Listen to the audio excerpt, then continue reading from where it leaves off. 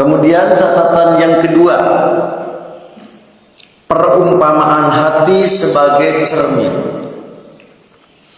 Imam Al-Ghazali menggunakan perumpamaan hati sebagai cermin untuk menjelaskan bagaimana ilmu dapat tercermin dalam hati. Beliau menyebutkan 5 faktor yang dapat menghalangi hati dari menerima ilmu. Pertama,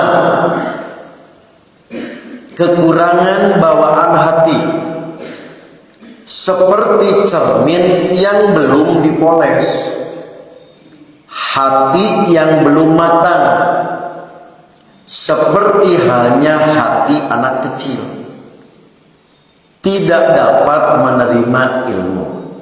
Hatinya ada, hatinya bersih, cerminnya bersih, tetapi belum berfungsi maksimal.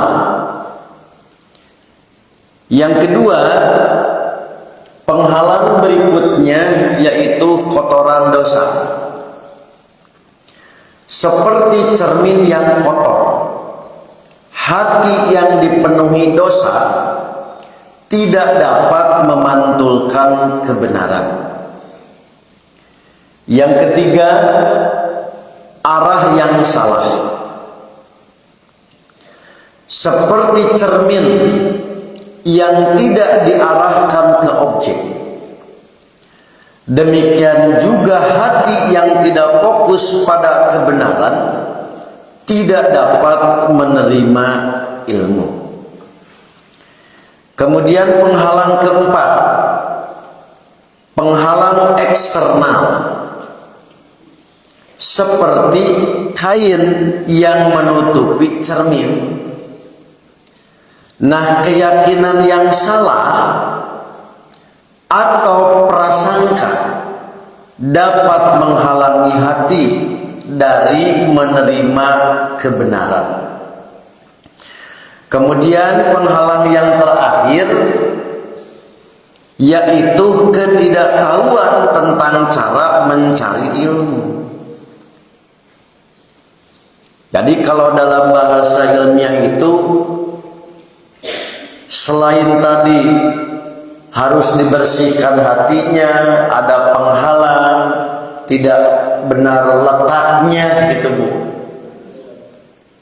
Tetapi juga yang tak kalah penting adalah kaifiyat tahsil, bagaimana cara gitu.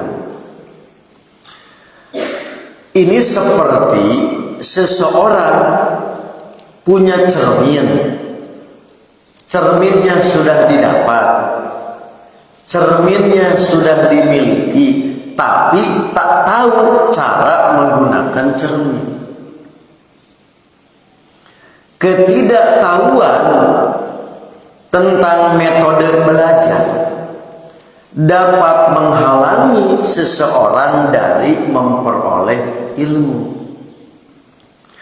Oleh karena itulah Bapak Ibu, dalam konteks agar tahu bagaimana mencari ilmu, memang kedudukan guru tidak bisa diabaikan. Saya masih terngiang Bu, nasihat. Jadi seorang guru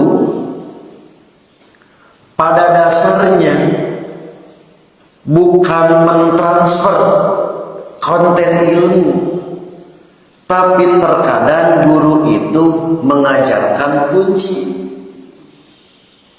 Makanya dalam bahasa tradisi kami Bu, sekiranya tadi tempat ilmu itu ada dalam kitab, misalkan gitu Bu, kitabnya itu 10 jilid, kami pribadi belum pernah kami belajar itu tamat 10 jilid.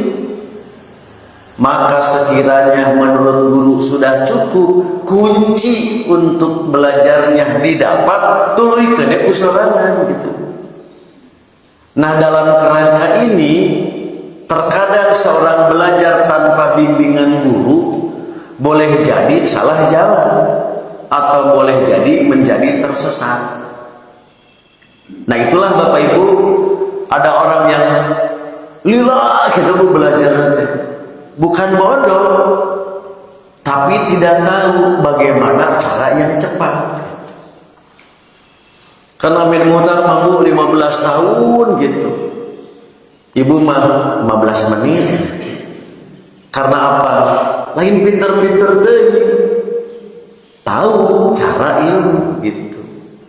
Nah, maka terkadang seseorang terhalang dari ilmu, mendapatkan ilmu karena ketidaktahuan. Jadi seperti seseorang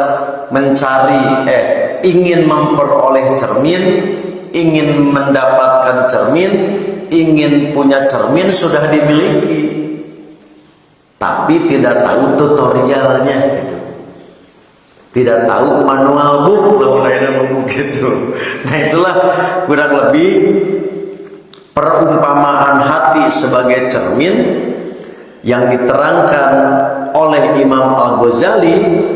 Adanya 5 faktor yang dapat menghalangi hati menerima dari ilmu. Maka perumpamaan ini sangat kuat dalam menggambarkan bagaimana hati dapat dipengaruhi oleh berbagai faktor. Maka Imam Al-Ghazali mengingatkan bahwa manusia harus membersihkan hati mereka dari dosa, mengarahkan hati mereka kepada kebenaran, dan belajar dengan cara yang benar untuk mendapatkan ilmu.